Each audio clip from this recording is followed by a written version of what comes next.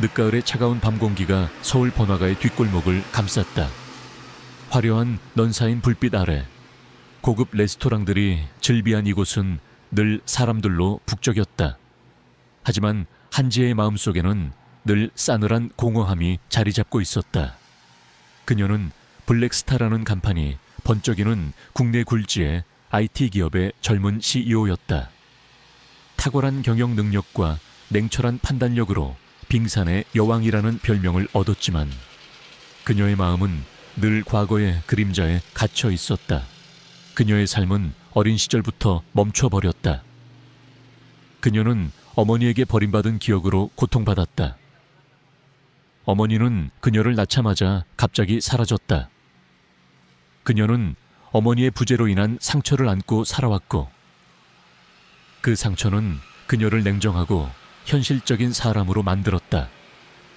그녀는 성공만이 자신을 지킬 수 있다고 믿었다. 그녀의 삶은 이제 무미건조했다. 매일 밤 고독한 잠자리에 들었고 낮에는 무표정한 얼굴로 회의실에 앉아 있었다.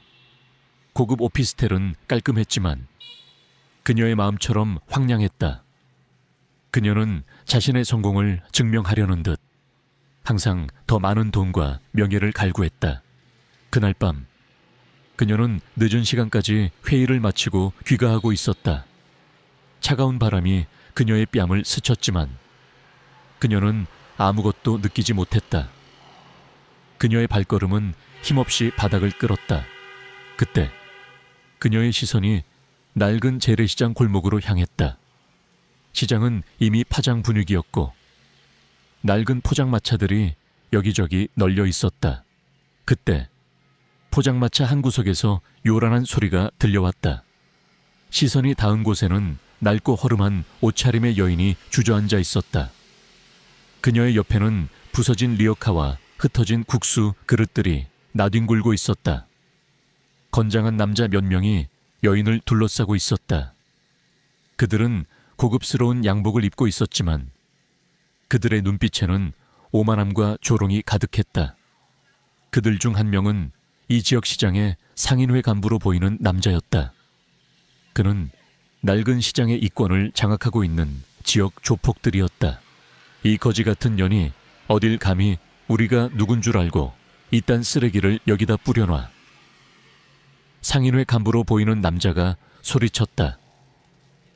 그의 목소리에는 위협적인 기운이 감돌았다. 여인은 연신 고개를 숙이며 빌었다. 죄송합니다. 죄송합니다. 제가 실수했습니다. 상인회 간부는 여인의 머리채를 잡아 올렸다. 이 미친년이 아직 정신을 못 차렸군. 오늘 여기서 내 놈이 가진 거 다 내놔야 정신 차릴 거야. 여인의 얼굴은 공포에 질려 창백해졌다. 그녀의 눈에서는 뜨거운 눈물이 흘러내렸다. 그녀의 품에는 어린 딸이 웅크리고 있었다. 딸의 얼굴도 공포에 질려 창백했다. 주변 상인들은 모두 숨죽이며 이 상황을 지켜보고 있었다. 누구도 감히 그들에게 맞설 수 없었다. 지혜의 눈빛이 섬뜩하게 변했다. 불의를 보고도 외면할 수 없었다. 그녀의 마음속에는 어릴 적 자신이 느꼈던 무력감과 분노가 다시 솟아올랐다. 그녀는 망설임 없이 여인에게 다가갔다. 이봐요, 지금 뭐 하는 짓입니까? 지혜가 소리쳤다. 그녀의 목소리는 차분했지만 그 속에는 단호함이 묻어 있었다. 상인회 간부는 지혜의 등장에 당황한 듯 했지만 이내 비웃었다. 어쭈 이 아가씨가 감히 내 일에 참견해. 내 놈이 누군데? 당신은 지금 약한 여인을 폭행하고 있습니다. 명백한 범죄입니다. 당장 멈추지 않으면 경찰에 신고하겠습니다. 지혜가 단호하게 말했다. 상인회 간부는 코웃음을 쳤다. 웃기지도 않는 소리. 이 거지 같은 년이 내 물건을 다 망쳐놨어. 내가 뭘 하든 상관없잖아. 그는 여인을 향해 발길질을 하려 했다. 지혜는 망설임 없이 그의 앞을 막아섰다. 지혜의 손에서 땀이 흘러내렸다. 상인회 간부는 지혜의 힘에 당황한 듯 뒤로 물러섰다. 이 미친년이 감히 나를 때려. 상인회 간부는 분노의 찬목소리로 소리쳤다. 그는 지혜의 뺨을 향해 손을 뻗었다. 지혜는 그의 손을 피하며 몸을 날렸다. 그리고 그의 얼굴을 향해 주먹을 날렸다. 상인회 간부는 지혜의 예상치 못한 방역에 당황하며 뒤로 물러섰다. 그의 코에서는 피가 흘러내렸다. 이 미친년이 감히 나를 때려. 상인회 간부의 조직원들이 일제히 지혜를 향해 달려들었다. 지혜는 여인과 아이를 보호하려 했지만 그들의 수는 너무 많았다. 그녀는 고전했다. 그녀의 몸에는 상처가 늘어났지만 그녀는 포기하지 않았다. 그녀는 여인과 아이를 지켜야 했다. 그때 여인이 지혜의 손을 잡았다. 여인의 손은 거칠고 투박했지만 그 속에는 알 수 없는 따뜻한 온기가 느껴졌다. 여인은 지혜의 눈을 바라봤다. 그녀의 눈빛은 감사함과 함께 알 수 없는 깊은 의미를 담고 있었다. 고마워요, 아가씨. 여인의 목소리는 희미했지만 그 속에는 진심이 담겨 있었다. 상인회 간부는 여인과 지혜를 향해 맹렬하게 공격을 퍼부었다. 지혜는 여인을 품에 안은 채 그들의 공격을 막아냈다. 그때 멀리서 요란한 사이렌 소리가 들려왔다. 경찰차였다. 상인회 간부의 조직원들은 경찰의 등장에 당황하며 도주하기 시작했다. 상인회 간부도 비열하게 웃으며 사라졌다. 경찰이 도착했고 여인과 지혜는 응급처치를 받았다. 여인은 다행히 큰 부상은 아니었다. 지혜는 여인을 끌어안았다. 여인의 몸은 차갑고 거칠었지만 그 속에서 희미한 떨림이 느껴졌다. 그날 이후 지혜의 삶은 다시 시작되었다. 그녀는 여인과 아이를 구한 일에 대해 깊은 만족감을 느꼈다. 하지만 그녀의 마음속에는 알 수 없는 불안감이 맴돌았다. 상인회 간부의 마지막 경고가 그녀의 뇌리에서 떠나지 않았다. 오늘 일 잊지 않을 거야. 반드시 그 대가를 치르게 될 거야. 지혜는 직감했다. 이 사건은 결코 여기서 끝나지 않을 것이라고. 그리고 그녀는 이 모든 것을 끝내야 한다고 다짐했다. 늦가을의 차가운 밤 공기가 서울 번화가의 뒷골목을 감쌌다. 화려한 넌사인 불빛 아래 고급 레스토랑들이 즐비한 이곳은 늘 사람들로 북적였다. 하지만 한지혜의 마음속에는 늘 싸늘한 공허함이 자리 잡고 있었다. 그녀는 블랙스타라는 간판이 번쩍이는 국내 굴지의 IT 기업의 젊은 CEO였다. 탁월한 경영 능력과 냉철한 판단력으로 빙산의 여왕이라는 별명을 얻었지만 그녀의 마음은 늘 과거의 그림자에 갇혀 있었다. 그녀의 삶은 어린 시절부터 멈춰버렸다. 그녀는 어머니에게 버림받은 기억으로 고통받았다. 어머니는 그녀를 낳자마자 갑자기 사라졌다. 그녀는 어머니의 부재로 인한 상처를 안고 살아왔고 그 상처는 그녀를 냉정하고 현실적인 사람으로 만들었다. 그녀는 성공만이 자신을 지킬 수 있다고 믿었다. 그녀의 삶은 이제 무미건조했다. 매일 밤 고독한 잠자리에 들었고 낮에는 무표정한 얼굴로 회의실에 앉아 있었다. 고급 오피스텔은 깔끔했지만 그녀의 마음처럼 황량했다. 그녀는 자신의 성공을 증명하려는 듯 항상 더 많은 돈과 명예를 갈구했다. 그날 밤 그녀는 늦은 시간까지 회의를 마치고 귀가하고 있었다. 차가운 바람이 그녀의 뺨을 스쳤지만 그녀는 아무것도 느끼지 못했다. 그녀의 발걸음은 힘없이 바닥을 끌었다. 그때 그녀의 시선이 낡은 재래시장 골목으로 향했다.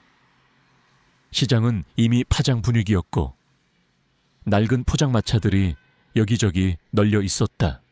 그때 포장마차 한 구석에서 요란한 소리가 들려왔다. 시선이 닿은 곳에는 낡고 허름한 옷차림의 여인이 주저앉아 있었다. 그녀의 옆에는 부서진 리어카와 흩어진 국수 그릇들이 나뒹굴고 있었다. 건장한 남자 몇 명이 여인을 둘러싸고 있었다. 그들은 고급스러운 양복을 입고 있었지만 그들의 눈빛에는 오만함과 조롱이 가득했다. 그들 중 한 명은 레스토랑의 지배인으로 보이는 남자였다. 그는 낡은 시장의 이권을 장악하고 있는 지역 조폭들이었다. 이 거지 같은 년이 어딜 감히 우리가 누군 줄 알고 이딴 쓰레기를 여기다 뿌려놔. 상인회 간부로 보이는 남자가 소리쳤다. 그의 목소리에는 위협적인 기운이 감돌았다. 여인은 연신 고개를 숙이며 빌었다. 죄송합니다. 죄송합니다. 제가 실수했습니다. 상인회 간부는 여인의 머리채를 잡아 올렸다. 이 미친년이 아직 정신을 못 차렸군. 오늘 여기서 내 놈이 가진 거 다 내놔야 정신 차릴 거야. 여인의 얼굴은 공포에 질려 창백해졌다. 그녀의 눈에서는 뜨거운 눈물이 흘러내렸다. 그녀의 품에는 어린 딸이 웅크리고 있었다. 딸의 얼굴도 공포에 질려 창백했다. 주변 상인들은 모두 숨죽이며 이 상황을 지켜보고 있었다. 누구도 감히 그들에게 맞설 수 없었다. 지혜의 눈빛이 섬뜩하게 변했다. 불의를 보고도 외면할 수 없었다. 그녀의 마음속에는 어릴 적 자신이 느꼈던 무력감과 분노가 다시 솟아올랐다. 그녀는 망설임 없이 여인에게 다가갔다. 이봐요, 지금 뭐 하는 짓입니까? 지혜가 소리쳤다. 그녀의 목소리는 차분했지만 그 속에는 단호함이 묻어 있었다. 상인회 간부는 지혜의 등장에 당황한 듯했지만 이내 비웃었다. 어쭈 이 아가씨가 감히 내 일에 참견해. 내 놈이 누군데? 당신은 지금 약한 여인을 폭행하고 있습니다. 명백한 범죄입니다. 당장 멈추지 않으면 경찰에 신고하겠습니다. 지혜가 단호하게 말했다. 상인회 간부는 코웃음을 쳤다. 웃기지도 않는 소리. 이 거지 같은 년이 내 물건을 다 망쳐놨어. 내가 뭘 하든 상관없잖아. 그는 여인을 향해 발길질을 하려 했다. 지혜는 망설임 없이 그의 앞을 막아섰다. 지혜의 손에서 땀이 흘러내렸다. 상인회 간부는 지혜의 힘에 당황한 듯 뒤로 물러섰다. 이 미친년이 감히 나한테 대들어. 상인회 간부는 분노의 찬 목소리로 소리쳤다. 그는 지혜의 뺨을 향해 손을 뻗었다. 지혜는 그의 손을 피하며 몸을 날렸다. 그리고 그의 얼굴을 향해 주먹을 날렸다. 상인회 간부는 지혜의 예상치 못한 방역에 당황하며 뒤로 물러섰다. 그의 코에서는 피가 흘러내렸다. 이 미친년이 감히 나를 때려. 상인회 간부의 조직원들이 일제히 지혜를 향해 달려들었다. 지혜는 여인과 아이를 보호하려 했지만 그들의 수는 너무 많았다. 그녀는 고전했다. 그녀의 몸에는 상처가 늘어났지만 그녀는 포기하지 않았다. 그녀는 여인과 아이를 지켜야 했다. 그때 여인이 지혜의 손을 잡았다. 여인의 손은 거칠고 투박했지만 그 속에는 알 수 없는 따뜻한 온기가 느껴졌다. 여인은 지혜의 눈을 바라봤다. 그녀의 눈빛은 감사함과 함께 알 수 없는 깊은 의미를 담고 있었다.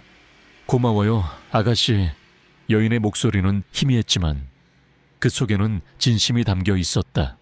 상인회 간부는 여인과 지혜를 향해 맹렬하게 공격을 퍼부었다. 지혜는 여인을 품에 안은 채 그들의 공격을 막아냈다. 그때 멀리서 요란한 사이렌 소리가 들려왔다. 경찰차였다. 상인회 간부의 조직원들은 경찰의 등장에 당황하며 도주하기 시작했다. 상인회 간부도 비열하게 웃으며 사라졌다. 경찰이 도착했고 여인과 지혜는 응급처치를 받았다. 여인은 다행히 큰 부상은 아니었다. 지혜는 여인을 끌어안았다. 여인의 몸은 차갑고 거칠었지만 그 속에서 희미한 떨림이 느껴졌다. 그날 이후 지혜의 삶은 다시 시작되었다. 그녀는 여인과 아이를 구한 일에 대해 깊은 만족감을 느꼈다. 하지만 그녀의 마음속에는 알 수 없는 불안감이 맴돌았다. 상인회 간부의 마지막 경고가 그녀의 뇌리에서 떠나지 않았다. 오늘 일 잊지 않을 거야. 반드시 그 대가를 치르게 될 거야. 지혜는 직감했다. 이 사건은 결코 여기서 끝나지 않을 것이라고. 그리고 그녀는 이 모든 것을 끝내야 한다고 다짐했다. 늦가을의 차가운 밤 공기가 서울 번화가의 뒷골목을 감쌌다. 화려한 넌사인 불빛 아래 고급 레스토랑들이 즐비한 이곳은 늘 사람들로 북적였다. 하지만 한지혜의 마음속에는 늘 싸늘한 공허함이 자리 잡고 있었다. 그녀는 블랙스타라는 간판이 번쩍이는 국내 굴지의 IT 기업의 젊은 CEO였다. 탁월한 경영 능력과 냉철한 판단력으로 빙산의 여왕이라는 별명을 얻었지만 그녀의 마음은 늘 과거의 그림자에 갇혀 있었다. 그녀의 삶은 어린 시절부터 멈춰버렸다. 그녀는 어머니에게 버림받은 기억으로 고통받았다. 어머니는 그녀를 낳자마자 갑자기 사라졌다. 그녀는 어머니의 부재로 인한 상처를 안고 살아왔고 그 상처는 그녀를 냉정하고 현실적인 사람으로 만들었다. 그녀는 성공만이 자신을 지킬 수 있다고 믿었다. 그녀의 삶은 이제 무미건조했다. 매일 밤 고독한 잠자리에 들었고 낮에는 무표정한 얼굴로 회의실에 앉아 있었다.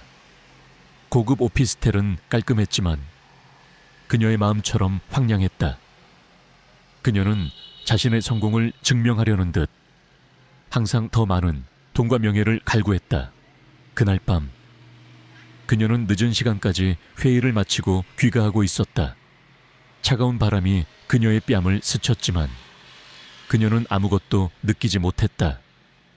그녀의 발걸음은 힘없이 바닥을 끌었다. 그때 그녀의 시선이 낡은 재래시장 골목으로 향했다.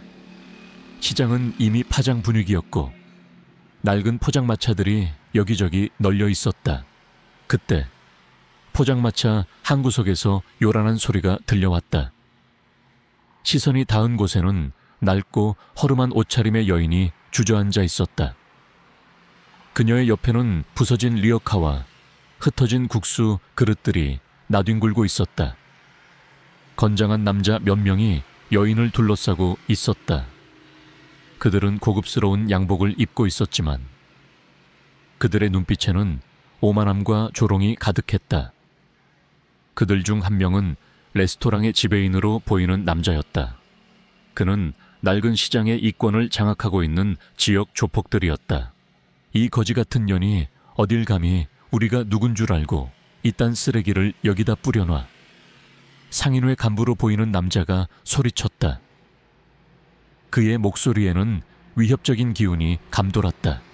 여인은 연신 고개를 숙이며 빌었다. 죄송합니다. 죄송합니다. 제가 실수했습니다. 상인회 간부는 여인의 머리채를 잡아 올렸다. 이 미친년이 아직 정신을 못 차렸군. 오늘 여기서 내 놈이 가진 거 다 내놔야 정신 차릴 거야. 여인의 얼굴은 공포에 질려 창백해졌다. 그녀의 눈에서는 뜨거운 눈물이 흘러내렸다. 그녀의 품에는 어린 딸이 웅크리고 있었다. 딸의 얼굴도 공포에 질려 창백했다. 주변 상인들은 모두 숨죽이며 이 상황을 지켜보고 있었다. 누구도 감히 그들에게 맞설 수 없었다. 지혜의 눈빛이 섬뜩하게 변했다. 불의를 보고도 외면할 수 없었다. 그녀의 마음속에는 어릴 적 자신이 느꼈던 무력감과 분노가 다시 솟아올랐다. 그녀는 망설임 없이 여인에게 다가갔다. 이봐요, 지금 뭐 하는 짓입니까? 지혜가 소리쳤다. 그녀의 목소리는 차분했지만 그 속에는 단호함이 묻어 있었다. 상인회 간부는 지혜의 등장에 당황한 듯 했지만 이내 비웃었다. 어쭈 이 아가씨가 감히 내 일에 참견해. 내 놈이 누군데. 당신은 지금 약한 여인을 폭행하고 있습니다. 명백한 범죄입니다. 당장 멈추지 않으면 경찰에 신고하겠습니다. 지혜가 단호하게 말했다. 상인회 간부는 코웃음을 쳤다. 웃기지도 않는 소리, 이 거지 같은 년이 내 물건을 다 망쳐놨어. 내가 뭘 하든 상관없잖아. 그는 여인을 향해 발길질을 하려 했다. 지혜는 망설임 없이 그의 앞을 막아섰다. 지혜의 손에서 땀이 흘러내렸다. 상인회 간부는 지혜의 힘에 당황한 듯 뒤로 물러섰다. 이 미친년이 감히 나한테 대들어. 상인회 간부는 분노에 찬 목소리로 소리쳤다. 그는 지혜의 뺨을 향해 손을 뻗었다. 지혜는 그의 손을 피하며 몸을 날렸다. 그리고 그의 얼굴을 향해 주먹을 날렸다. 상인회 간부는 지혜의 예상치 못한 방역에 당황하며 뒤로 물러섰다. 그의 코에서는 피가 흘러내렸다. 이 미친년이 감히 나를 때려. 상인회 간부의 조직원들이 일제히 지혜를 향해 달려들었다. 지혜는 여인과 아이를 보호하려 했지만 그들의 수는 너무 많았다. 그녀는 고전했다. 그녀의 몸에는 상처가 늘어났지만 그녀는 포기하지 않았다. 그녀는 여인과 아이를 지켜야 했다.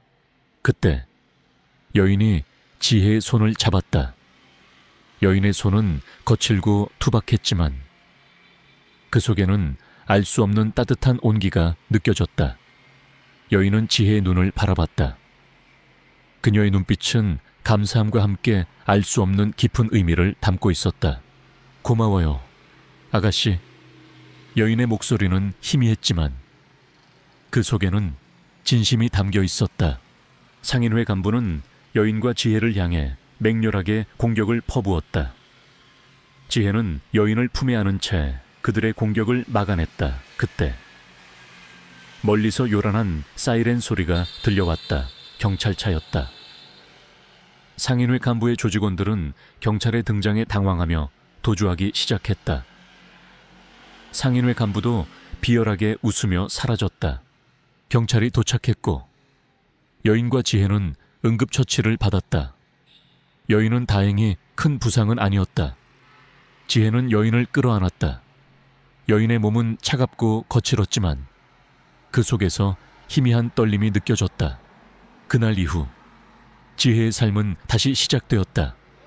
그녀는 여인과 아이를 구한 일에 대해 깊은 만족감을 느꼈다. 하지만 그녀의 마음속에는 알 수 없는 불안감이 맴돌았다. 상인회 간부의 마지막 경고가 그녀의 뇌리에서 떠나지 않았다. 오늘 일 잊지 않을 거야. 반드시 그 대가를 치르게 될 거야. 지혜는 직감했다.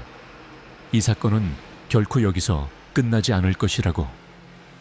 그리고 그녀는 이 모든 것을 끝내야 한다고 다짐했다. 지하 실험실은 팽팽한 긴장감으로 가득 찼다. 최강우의 비열한 웃음과 무장한 조직원들의 위협적인 시선이 지혜를 짓눌렀다. 하지만 지혜의 눈빛은 흔들림 없었다. 어머니의 죽음, 이진우의 희생, 그리고 민호의 고통, 이 모든 것을 끝내야 한다는 결의가 그녀의 심장을 뜨겁게 달구었다. 그녀의 심장 속에서 블랙스타 펜던트가 희미하게 빛나는 듯했다. 감히 나의 위대한 걸작을 방해하려 해.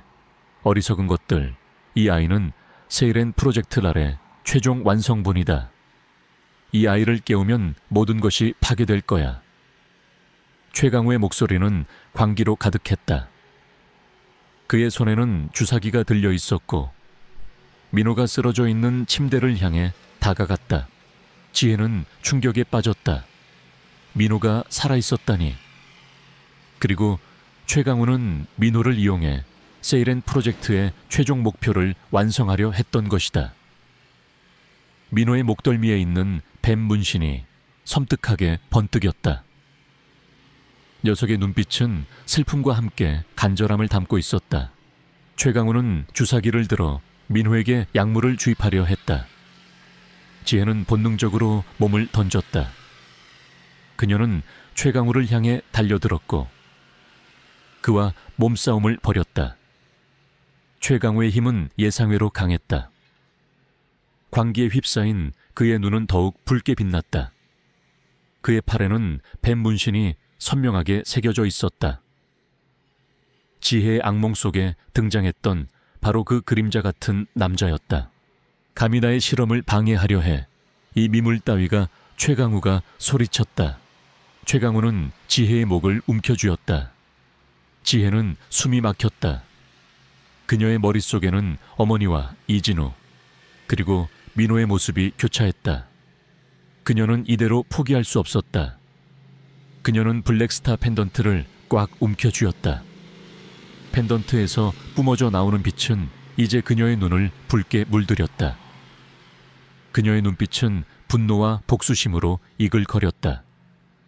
그녀는 이 모든 것을 끝내야 했다. 그때 민호가 최강우를 향해 맹렬하게 달려들었다. 녀석은 최강우의 팔에 새겨진 뱀 문신을 향해 이빨을 드러냈다. 뱀 문신은 검은 피를 흘리며 일그러졌다. 최강우는 고통에 절규하며 뒤로 물러섰다. 그의 힘은 약해지는 듯했다. 민호는 유리관이 파괴되자 최강우의 다리를 물고 놓지 않았다. 녀석은 최강우를 향해 격렬하게 낑낑거렸다. 녀석의 눈빛은 최강우를 향한 증오와 함께 지혜를 향한 믿음으로 가득했다. 민호는 최강우에게서 지혜를 보호하려는 듯 자신의 몸을 던져 최강우의 공격을 막아냈다.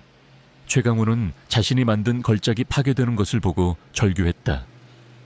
아니야, 나의 세일엔 나의 꿈이. 그 순간 김서연 회장이 경찰 특공대와 함께 실험실 안으로 진입했다. 김서연 회장은 지혜의 마지막 연락을 받고 지원 요청을 했던 것이다. 경찰 특공대는 최강우와 그의 조직원들을 모두 체포했다. 최강우는 자신이 아난타 조직의 핵심 인물임을 자백했고 세이렌 프로젝트를 통해 새로운 초인들을 만들어 아난타의 부활을 꿈꿨다고 실토했다. 그는 민호를 납치하여 그의 특별한 유전자를 이용해 실험을 진행했으며 그를 이용하여 그들의 비밀을 지키려 했음을 털어놓았다. 아난타 조직은 마침내 완전히 뿌리 뽑혔다. 그들의 모든 비밀과 잔혹한 범죄들이 세상에 드러났고 그들은 법의 심판을 받게 되었다. 지혜는 민호를 끌어안았다. 민호는 약물 부작용으로 인해 쇠약했지만 지혜의 따뜻한 온기에 안정을 찾는 듯했다. 민호는 병원으로 이송되었고 뱀의 눈물을 이용한 치료를 통해 건강을 되찾았다. 박수진과 민호의 부모는 지혜에게 감사 인사를 전하며 눈물을 흘렸다. 지혜는 이제 더 이상 과거의 그림자에 갇혀있지 않았다. 그녀는 민호의 희생과 이진우의 헌신, 그리고 어머니의 비극을 기억하며 새로운 삶을 살아가기로 결심했다. 그녀의 곁에는 박수진과 민호, 그리고 구출된 아이들, 그리고 그녀의 심장 속에는 어머니와 이진우의 영혼이 살아 숨쉬고 있었다. 그녀는 이제 단순한 CEO가 아니었다. 민호가 선택한 정의를 수호하는 이 세상의 진정한 영웅으로 그녀의 새로운 삶은 이제 막 시작되었다. 그녀는 어둠을 밝히는 한 줄기 빛이 되어 민호의 희생이 결코 헛되지 않았음을 증명할 것이었다. 연구소 지하 실험실은 팽팽한 긴장감으로 가득 찼다. 최강우의 비열한 웃음과 무장한 조직원들의 위협적인 시선이 지혜를 짓눌렀다. 하지만 지혜의 눈빛은 흔들림 없었다. 어머니의 죽음, 이진우의 희생, 그리고 민호의 고통, 이 모든 것을 끝내야 한다는 결의가 그녀의 심장을 뜨겁게 달구었다. 그녀의 심장 속에서 블랙스타 펜던트가 희미하게 빛나는 듯 했다. 내 놈의 추악한 야망은 여기서 끝이다. 지혜는 펜던트를 꽉 움켜쥐고 최강우를 향해 달려들었다. 펜던트에서 뿜어져 나오는 빛은 이제 그녀의 눈을 붉게 물들였다. 최강우는 지혜의 예상치 못한 공격에 당황하며 총을 빼들어 겨눴다. 총성이 울려 퍼졌다. 지혜는 펜던트에서 뿜어져 나오는 힘을 이용해 총알을 피했다. 그녀의 움직임은 예측 불가능했고 그녀의 주먹은 강력했다. 최강우는 지혜의 예상치 못한 힘에 당황하며 뒤로 물러섰다. 조직원들이 일제히 지혜를 향해 달려들었지만 지혜는 펜던트의 힘을 이용해 그들을 압도했다. 그녀의 몸은 마치 그림자처럼 유연하게 움직였고 그녀의 주먹은 번개처럼 빠르고 정확했다. 조직원들은 속수무책으로 당할 수밖에 없었다. 최강우는 상황이 불리해지자 비열하게 웃으며 실험실 중앙에 있는 거대한 유리관을 향해 손을 뻗었다. 유리관 안에는 알 수 없는 액체가 가득 차 있었고 그 속에는 작고 어린아이가 잠들어 있었다. 이민호, 지혜의 악몽 속에 등장했던 3년 전 실종된 바로 그 아이였다. 그녀는 박수진의 아들이었다. 감히 나의 위대한 걸작을 방해하려 해. 어리석은 것들. 이 아이는 세이렌 프로젝트의 최종 완성본이다. 이 아이를 깨우면 모든 것이 파괴될 거야. 최강우의 목소리는 광기로 가득했다. 지혜는 충격에 빠졌다. 민호가 살아있었다니. 그리고 최강우는 민호를 이용해 세이렌 프로젝트의 최종 목표를 완성하려 했던 것이다. 민호의 목덜미에 있는 뱀 문신이 섬뜩하게 번뜩였다. 녀석의 눈빛은 슬픔과 함께 간절함을 담고 있었다. 최강우는 유리관을 향해 알 수 없는 주문을 외우기 시작했다. 유리관 안의 액체가 격렬하게 흔들리더니 잠들어 있던 민호의 눈이 천천히 뜨였다. 민호의 눈동자는 붉게 빛나고 있었다. 안 돼, 저 아이를 깨우면 안 됩니다. 지혜가 절규했다. 저 아이는 아직 통제 불능 상태입니다. 깨어나면 모든 것을 파괴할 겁니다. 지혜는 최강우를 향해 달려들었다. 하지만 최강우의 손에서 뿜어져 나오는 어둠의 에너지가 지혜를 덮쳤다. 지혜는 쓰러졌다. 그의 몸은 움직일 수 없었다. 최강우는 지혜를 내려다보며 비열하게 웃었다. 이제 모든 것이 끝났다. 내 놈의 어머니처럼 여기서 죽어라. 최강우는 지혜의 목을 움켜쥐었다. 지혜는 숨이 막혔다. 그녀의 머릿속에는 어머니와 이진우 그리고 민호의 모습이 교차했다. 그녀는 이대로 포기할 수 없었다. 그녀는 펜던트를 꽉 움켜쥐었다. 펜던트에서 뿜어져 나오는 빛은 이제 그녀의 눈을 붉게 물들였다. 그녀의 눈빛은 분노와 복수심으로 이글거렸다. 그녀는 이 모든 것을 끝내야 했다. 그때 민호가 최강우를 향해 맹렬하게 달려들었다. 녀석은 최강우의 팔에 새겨진 뱀 문신을 향해 이빨을 드러냈다. 뱀 문신은 검은 피를 흘리며 일그러졌다. 최강우는 고통에 절규하며 뒤로 물러섰다. 그의 힘은 약해지는 듯했다. 민호는 유리관이 파괴되자 최강우의 다리를 물고 놓지 않았다. 녀석은 최강우를 향해 격렬하게 낑낑거렸다. 녀석의 눈빛은 최강우를 향한 증오와 함께 지혜를 향한 믿음으로 가득했다. 민호는 최강우에게서 지혜를 보호하려는 듯 자신의 몸을 던져 최강우의 공격을 막아냈다. 최강우는 자신이 만든 걸작이 파괴되는 것을 보고 절규했다. 아니야, 나의 세일엔 나의 꿈이. 그 순간 김서연 회장이 경찰 특공대와 함께 실험실 안으로 진입했다. 김서연 회장은 지혜의 마지막 연락을 받고 지원 요청을 했던 것이다. 경찰 특공대는 최강우와 그의 조직원들을 모두 체포했다. 최강우는 자신이 아난타 조직의 핵심 인물임을 자백했고 세이렌 프로젝트를 통해 새로운 초인들을 만들어 아난타의 부활을 꿈꿨다고 실토했다. 그는 민호를 납치하여 그의 특별한 유전자를 이용해 실험을 진행했으며 그를 이용하여 그들의 비밀을 지키려 했음을 털어놓았다. 아난타 조직은 마침내 완전히 뿌리 뽑혔다. 그들의 모든 비밀과 잔혹한 범죄들이 세상에 드러났고 그들은 법의 심판을 받게 되었다. 지혜는 민호를 끌어안았다. 민호는 약물 부작용으로 인해 쇠약했지만 지혜의 따뜻한 온기에 안정을 찾는 듯했다. 민호는 병원으로 이송되었고 뱀의 눈물을 이용한 치료를 통해 건강을 되찾았다. 박수진과 민호의 부모는 지혜에게 감사 인사를 전하며 눈물을 흘렸다. 지혜는 이제 더 이상 과거의 그림자에 갇혀 있지 않았다.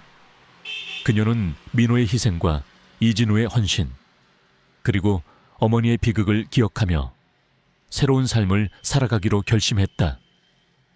그녀의 곁에는 박수진과 민호, 그리고 구출된 아이들, 그리고 그녀의 심장 속에는 어머니와 이진우의 영혼이 살아 숨 쉬고 있었다. 그녀는 이제 단순한 CEO가 아니었다. 민호가 선택한 정의를 수호하는 이 세상의 진정한 영웅으로 그녀의 새로운 삶은 이제 막 시작되었다. 그녀는 어둠을 밝히는 한 줄기 빛이 되어 민호의 희생이 결코 헛되지 않았음을 증명할 것이었다. 지하 실험실에서의 치열한 전투 끝에 최강우와 그의 조직원들은 모두 체포되었고 이민호를 비롯한 아이들은 무사히 구출되었다. 아난타 조직의 세이렌 프로젝트라는 잔혹한 실체가 만천에 드러났고 세상은 그들의 악행에 경악했다. 한지혜는 어머니의 억울함을 풀고 이진우의 희생을 헛되이 하지 않기 위해 모든 것을 바쳤다. 그녀는 이제 더 이상 과거의 그림자에 갇혀 있지 않았다. 그러나 그녀의 마음속에는 여전히 묵직한 책임감이 자리 잡고 있었다. 아난타 조직의 뿌리가 완전히 뽑혔을까? 언론은 연일 지혜의 용감한 활약과 민호의 기적 같은 회복을 보도했다. 지혜는 정의의 수호자로, 민호는 희망의 아이로 불리며 국민적 영웅이 되었다. 구출된 아이들은 뱀의 눈물을 이용한 치료 덕분에 건강을 되찾았고 가족들의 품으로 돌아갔다. 지혜는 그들의 해맑은 웃음을 보며 깊은 안도감을 느꼈다. 하지만 지혜는 알고 있었다. 최강우가 체포되었지만 그가 아난타 조직의 최고 수뇌부는 아니라는 것을, 그의 배후에는 더욱 거대한 그림자가 숨어 있을 터였다. 민호의 목덜미에 있는 뱀 문신, 그것은 아난타 조직의 표식이었지만 그 문양은 마치 계급을 나타내는 듯 미묘하게 달랐다. 지혜는 아난타의 진짜 두목을 찾아내고 그들의 모든 악행을 끝내야 한다고 생각했다. 김소연 회장은 지혜의 든든한 조력자가 되어주었다. 그녀는 최강우의 자백과 압수된 증거들을 분석하며 아난타 조직의 실체를 파헤쳤다. 그들은 아난타가 전 세계적으로 활동하는 거대한 범죄 조직이며 각국의 고위층 인사들과 연결되어 있음을 알아냈다. 그들은 막강한 자금력과 함께 비밀스러운 연구시설과 무장 세력을 보유하고 있었다. 수사 과정은 험난했다. 아난타 조직의 잔당들은 교활했고 그들의 흔적은 철저히 은폐되어 있었다. 그들은 김소연 회장과 지혜의 목숨까지 위협하며 수사를 방해했다. 지혜는 블랙스타 펜던트가 떨리는 것을 느꼈다. 펜던트는 위험이 다가올 때마다 경고를 보냈고 그들을 안전하게 이끌었다. 이진우의 영혼이 그녀의 곁에서 그녀를 지키는 듯했다. 며칠 밤낮없이 조사한 끝에 그들은 아난타 조직의 진짜 두목이 그림자 제왕이라는 인물이라는 사실을 알아냈다. 그림자 제왕은 겉으로는 존경받는 재계의 거물이자 자선사업가로 알려져 있었지만 실상은 아난타 조직의 창시자이자 모든 음모의 배후였다. 그는 뱀의 눈물을 이용해 영생을 얻고 세상을 지배하려 했다. 그의 팔에는 가장 크고 화려한 뱀 문신이 선명하게 새겨져 있었다. 지혜는 그림자 제왕의 존재를 알게 되자마자 분노에 휩싸였다. 어머니의 죽음, 이진우의 희생, 민호의 고통, 그리고 수많은 아이들의 희생, 이 모든 비극의 근원이 바로 그림자 제왕이었다. 그녀는 그를 잡고 아난타 조직의 모든 악행을 끝내야 한다고 생각했다. 김소연 회장은 그림자 제왕의 체포를 위해 경찰 특공대와 함께 작전을 계획했다. 그림자 제왕은 서울 도심에 위치한 자신의 초고층 빌딩 최상층에 비밀 거점을 두고 있었다. 빌딩은 삼엄한 경비 시스템과 첨단 방어 시설로 보호되고 있었고 침입은 불가능에 가까웠다. 그날 밤 지혜와 김서연 회장 그리고 경찰 특공대는 그림자 제왕의 비밀 거점으로 향했다. 어둠 속에서 빌딩은 거대한 그림자를 들이우고 있었다. 지혜는 블랙스타 펜던트가 떨리는 것을 느꼈다. 펜던트에서 뿜어져 나오는 빛은 이제 그녀의 눈을 붉게 물들였다. 이진우의 영혼이 그녀의 곁에서 함께 싸우는 듯했다. 경찰 특공대가 빌딩 안으로 진입했다. 하지만 그림자 제왕은 이미 그들의 침입을 감지하고 있었다. 빌딩 내부는 순식간에 아수라장이 되었다. 무장한 경호원들이 사방에서 나타나 그들을 공격했다. 지혜는 블랙스타 펜던트의 힘을 이용해 그들을 압도했다. 그녀의 움직임은 예측 불가능했고 그녀의 주먹은 강력했다. 그녀는 경호원들을 제압하며 그림자 제왕의 거점으로 향했다. 그들이 도착한 곳은 빌딩 최상층에 위치한 그림자 제왕의 개인 집무실이었다. 집무실은 화려하고 웅장했지만 그 안에서 느껴지는 음산한 기운은 지혜의 온몸에 소름을 돋게 했다. 집무실 중앙에는 거대한 책상이 놓여 있었고 그 뒤에 그림자 제왕이 앉아 있었다. 그의 팔에는 가장 크고 화려한 뱀 문신이 선명하게 새겨져 있었다. 그의 눈빛은 냉혹하고 잔혹했다. 결국 여기까지 왔군. 백구의 힘을 가진 자여. 하지만 내 놈이 감히 나를 막을 수 있을 것 같으냐. 그림자 제왕이 비열하게 웃었다. 그의 목소리는 낮게 깔렸지만 그 속에는 세상을 지배하려는 광기가 담겨 있었다. 그는 지혜를 향해 손을 뻗었다. 그의 손에서 알 수 없는 에너지가 뿜어져 나왔다. 지혜는 본능적으로 몸을 피했다. 그림자 제왕의 힘은 예상외로 강했다. 그는 아난타 조직의 창시자이자 뱀의 눈물을 이용해 초월적인 능력을 얻은 존재였다. 그림자 제왕은 지혜에게 맹렬하게 공격을 퍼부었다. 지혜는 고전했다. 그녀의 움직임은 빠르고 정확했으며 그녀의 공격은 강력했다. 지혜의 몸은 상처투성이가 되었다. 하지만 그녀는 포기하지 않았다. 어머니의 죽음, 이진우의 희생, 그리고 수많은 아이들의 고통이 그녀에게 용기를 불어넣었다. 그녀는 블랙스타 펜던트를 꽉 움켜쥐었다. 펜던트에서 뿜어져 나오는 빛은 이제 그녀의 몸을 감싸는 듯했다. 그녀의 눈이 붉게 빛나기 시작했다. 그녀는 그림자 제왕의 공격을 피하며 그의 팔에 새겨진 뱀 문신을 향해 주먹을 날렸다. 뱀 문신이 새겨진 살같이 찢어지며 검은 피가 쏟아져 나왔다. 그림자 제왕은 고통에 절규하며 쓰러졌다. 그의 힘은 약해지는 듯했다. 이럴 수가 나의 힘이... 그때 경찰 특공대가 집무실 안으로 진입했다. 김소연 회장이 미리 지원 요청을 했던 것이다. 경찰 특공대는 그림자 제왕과 그의 마지막 조직원들을 모두 체포했다. 그림자 제왕은 자신이 아난타 조직의 창시자임을 자백했고 뱀의 눈물을 이용해 세상을 지배하려 했던 모든 야욕을 실토했다. 아난타 조직은 마침내 완전히 뿌리 뽑혔다. 그들의 모든 비밀과 잔혹한 범죄들이 세상에 드러났고 그들은 법의 심판을 받게 되었다. 아난타 조직의 모든 잔당들이 체포되고 세이렌 프로젝트의 모든 비밀이 만천에 드러나면서 세상은 오랜 혼란과 고통 끝에 마침내 평화를 되찾았다. 언론은 연일 정의의 승리를 보도했고 한지혜는 영웅으로 불리며 국민적 영웅이 되었다. 하지만 그녀의 마음속에는 이진우와 민호, 그리고 어머니의 묵직한 책임감과 함께 영원히 지워지지 않을 상처가 자리 잡고 있었다. 지혜는 더 이상 블랙스타의 CEO로 남지 않았다. 그녀는 과거의 그림자에 갇히고 싶지 않았다.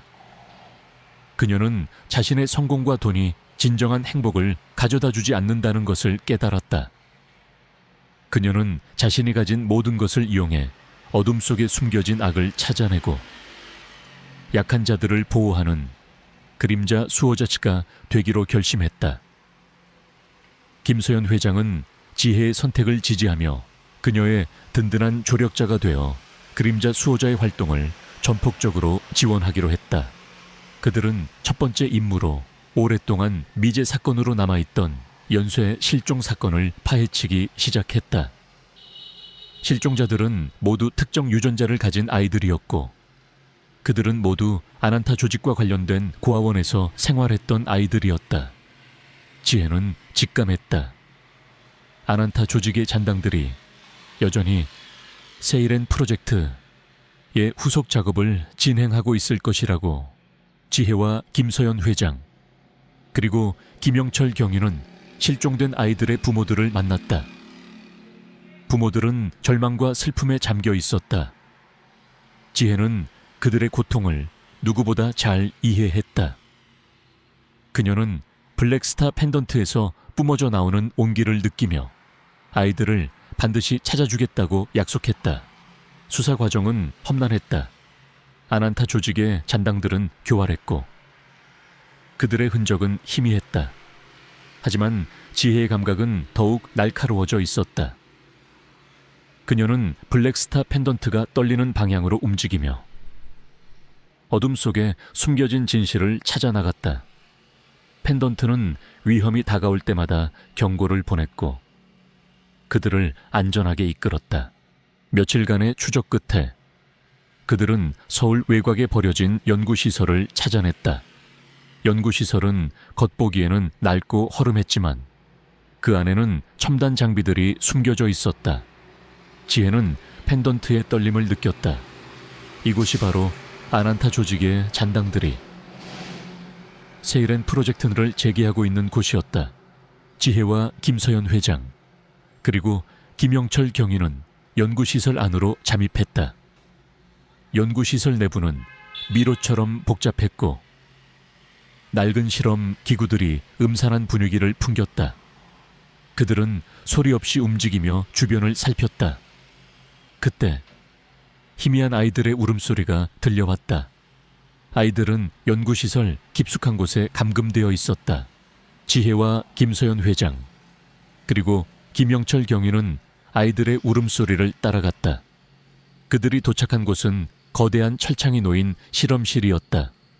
철창 안에는 실종된 아이들이 갇혀 있었고 그들은 모두 약물에 취한 듯 의식이 희미했다. 그리고 실험실 중앙에는 낡은 실험복을 입은 한 노인이 서 있었다. 노인의 팔에는 뱀 문신이 희미하게 새겨져 있었다. 그는 아난타 조직의 마지막 과학자 닥터 그림자였다. 결국 여기까지 왔군. 백구의 힘을 가진 자여. 하지만 내 놈이 감히 나의 위대한 프로젝트를 방해할 수 있을 것 같으냐. 닥터 그림자가 비열하게 웃었다. 그의 뒤에는 무장한 조직원들이 서 있었다. 지혜는 블랙스타 펜던트를 꽉 움켜쥐었다. 펜던트에서 뿜어져 나오는 빛은 이제 그녀의 눈을 붉게 물들였다. 그녀의 눈빛은 분노와 복수심으로 이글거렸다. 그녀는 아이들을 구하고 닥터 그림자의 잔혹한 프로젝트를 끝내야 했다. 내 놈의 추악한 야망은 여기서 끝이다. 지혜는 닥터 그림자를 향해 달려들었다. 닥터 그림사는 총을 빼들어 지혜를 향해 겨눴다. 총성이 울려 퍼졌다. 지혜는 총알을 피하며 닥터 그림자에게 돌진했다. 그녀의 움직임은 예측 불가능했고 그녀의 주먹은 강력했다. 닥터 그림사는 민서의 예상치 못한 힘에 당황하며 뒤로 물러섰다. 조직원들은 민서에게 달려들었지만 민서는 가디언의 힘을 이용해 그들을 압도했다. 소연은 아이들을 구하기 위해 철창문을 열려 했다. 하지만 철창문은 굳게 잠겨 있었다. 소연은 펜던트를 향해 손을 뻗었다. 펜던트에서 뿜어져 나오는 빛이 철창문에 닿자마자 철창문이 굉음을 내며 열리기 시작했다. 지혜의 힘이 그들에게 또 다른 기적을 선사한 것이다. 아이들이 철창 밖으로 뛰쳐나왔다. 소연은 아이들을 보호하며 실험실 밖으로 대피시켰다.